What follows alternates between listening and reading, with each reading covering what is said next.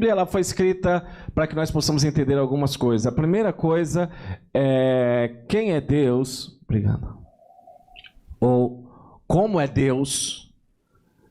A segunda coisa, o que Deus diz sobre nós, como nós somos criados por Deus. A terceira coisa, qual é o nosso problema com Deus? Por que tem coisa errada na história, no mundo, na vida? Mas a quarta coisa é o que Deus está fazendo e como nós podemos experimentar Deus hoje. E nós temos passado esse mês pensando e refletindo um pouquinho sobre o processo de imaginarmos. A imaginação é talvez a habilidade humana mais próxima que nós temos, que reflete essa identidade de termos sido criados à imagem de Deus. Essa é, como eu disse já há alguns domingos, eu venho sempre repetindo, é uma das afirmações mais básicas da fé cristã, é que todo ser humano foi criado por Deus, a sua imagem, a sua semelhança, e nós carregamos em nós algumas características de Deus. E se Deus é o Criador, nós somos criados à imagem de Deus com essa habilidade de criatividade e de imaginar coisas, imaginar cenários, imaginar realidades. E eu acho muito interessante isso, porque quando a gente olha para a arte, quando a gente olha para o empreendedorismo, quando a gente olha para a justiça, quando a gente olha para o processo de aprendizado, quando a gente olha para a ciência, talvez a habilidade mais fundamental que você possa ter é a imaginação. Quando a gente trabalhou no processo de mentorias e desenvolver pessoas a aprender um segundo idioma, a característica, se você perguntar para mim, qual é a habilidade número 1 que você precisa ter para aprender um segundo idioma? É a habilidade de imaginar.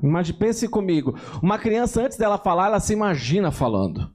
Ela brinca de falar, ela está balbuciando, imitando os pais e fazendo um monte de som, às vezes até brigando, às vezes falando coisa, e não está saindo nada para nós, mas ela se imagina falando. Uma criança, quando está querendo aprender um segundo idioma, ela se imagina falando naquele idioma antes de fato falar. Você vai fazer barulho antes de produzir sons.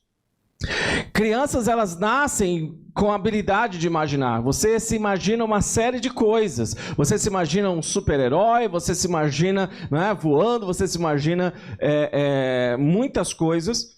E é uma coisa interessante porque desde criança há uma coisa que as crianças se imaginam, que é trabalhando. Já parou para pensar nisso? As crianças sonham talvez em ser uma professora, ou sonham em ser um piloto de avião, ou um atleta, ou uma bailarina, ou enfim, como? Um bombeiro. Interessante, porque as crianças elas começam a sonhar, e é interessante porque as crianças elas imaginam não pelo que ela pode ganhar daquilo, mas ela imagina pela inspiração. Uma criança, quando ela brinca de professora, ela não brinca de professora porque ela diz, eu acho que professora deve dar um bom salário, eu acho que professora é um negócio que eu vou fazer muito sucesso. Ela brinca de professora porque ela admira a professora. Ela brinca de bombeiro porque ele admira o bombeiro. Ele brinca de jogador de futebol, não porque ele pensa, eu vou ser um jogador de futebol porque assim eu vou ganhar muito dinheiro, mas porque ele admira os jogadores de futebol, ou aquele artista, aquele músico e por aí vai. E nós imaginamos, e como eu tenho falado já há alguns dias, o fruto da nossa imaginação é a visão que nós passamos a ter de nós mesmos, que vai definir a maneira que nós nos comportamos, que nós agimos. Mas à medida que nós vamos crescendo, nós vamos pensando que a imaginação ela é um exercício de quem não tem maturidade, da infantilidade, uma coisa que ficou na infância. E nós então vamos tomando aquelas decisões mais, digamos assim, lógicas e mais racionais, não é? É interessante que Antônio Damasio é um dos principais neurocientistas no mundo, e ele escreveu um livro chamado O Erro de Descartes, porque Descartes faz aquela frase famosa, penso, logo existo, não é? E ele disse que o mundo cartesiano, nós somos treinados a pensar somente com a parte mais lógica e tentar desassociar as nossas emoções dos nossos pensamentos. Mas ele disse, nós somos seres emocionais. Nós somos marcados pelas emoções e pelos sentimentos. E talvez uma das características e um dos sentimentos que mais vão podando a nossa habilidade de imaginar é o medo. O medo de passar ridículo, o medo de errar, o medo do fracasso, o medo da rejeição, o medo da culpa.